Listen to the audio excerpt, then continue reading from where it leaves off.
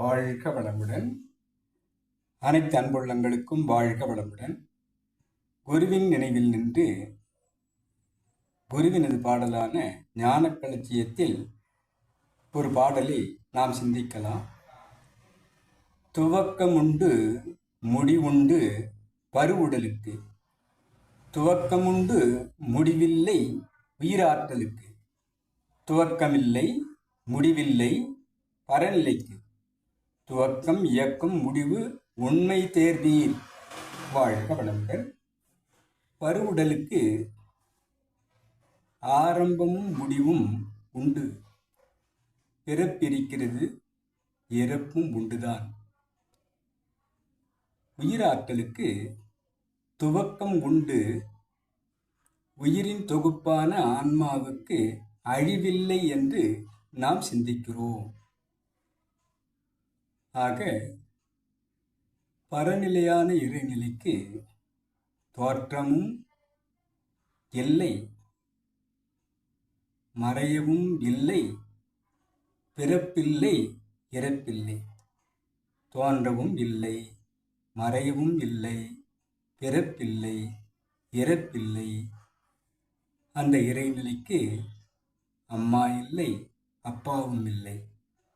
ஆக துவக்கம் இல்லை, முடிவும் இல்லை. எல்லாம் வல்ல தெய்வம் அது, எங்கும் உள்ளது நீக்கமற. சொல்லால் மட்டும் நம்பாதே, சுயமாய் சிந்தித்தே தெளிவாய் என்று நமது குரு கூறியிருப்பதை நாம் சிந்திக்கலாம். பக்தி மார்க்கத்தில் தூணிலும் இருப்பார், துரும்பிலும் இருப்பார் என்று பக்தி மார்க்கம் கூறியிருப்பதை சிந்திக்கலாம்.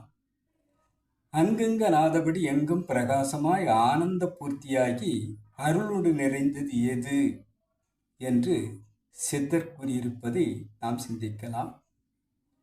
அங்கங்க நாதபடி எங்கும் பிரகாசமாய் அனைத்து இடங்களிலும் வியாபித்திருக்கக்கூடிய அந்த இறைவன்தான் அனைத்துமாகவும் ஆகியிருக்கிறான் என்பதை கூறும் சித்தர் கவியை சிந்திக்கும் போது, பிரகாசமாக அனைத்துமாக அந்த ஆதி இறைவன் அனைத்து இடங்களிலும் பிறப்பு இறப்பு என்றுதான் இருக்கிறான். ஆக இறைவனுக்கு மையப்புள்ளியும் இல்லை, சுற்றுவட்டமும் இல்லை. அனைத்து இடங்களிலும் வியாபிக்கக்கூடிய காரண உடலாக அந்த இறையாற்றல் இருக்கிறது. நுண் உடலாக இந்த பருவுடல், அதற்குள் நுண் உடல் என்று சொல்லக்கூடிய உயிர் உடலை சிந்திக்கும் போது மையப்புள்ளி இருக்கிறது. சுற்றுவட்டம் எல்லை கடந்து ஆன்மா என்பதாக விரிவு பெறுவதாக இருக்கிறது. பருவுடலை உற்று நோக்கும் போது மையப்புள்ளியும் இருக்கிறது, சுற்றுவட்டமும் இருக்கிறது. ஆக துவக்கம் இருக்கிறது, முடிவும் இருக்கிறது பருவுடலுக்கு. துவக்கம் உண்டுதான் உயிருக்கு. ஆனால் முடிவு என்பது எப்பொழுது என்று சொல்ல முடியாது. அது உயிரின் தொகுப்பான ஆன்மாவாக மாறி எல்லை கடந்து போய்கொண்டே இருக்கிறது. துவக்கமும் இல்லை, முடிவும் இல்லை பரநிலைக்கு. அது எப்போதும் எங்கும் வியாபித்திருப்பதாக இருக்கக்கூடிய இறைவன், அனைத்துக்கும் காரண பொருளாக இருக்கக்கூடிய அந்த இறைவன், அந்த பரநிலைக்கு துவக்கமும் இல்லை, முடிவும் இல்லை என்ற விளக்கத்தை, துவக்கம் இயக்கம் இயங்கிக் கொண்டிருப்பதுவும் துவக்கமாகியிருப்பதுவும் முடிவு பெறுவதுவும், இந்த உண்மைகளை நீங்கள் தெரிந்து கொள்ளுங்கள், தேர்வீர் என்று நமது குரு கூறியிருக்கும் இந்த சிந்தனையை நாம் இன்றைக்கு சிந்திக்கலாம்.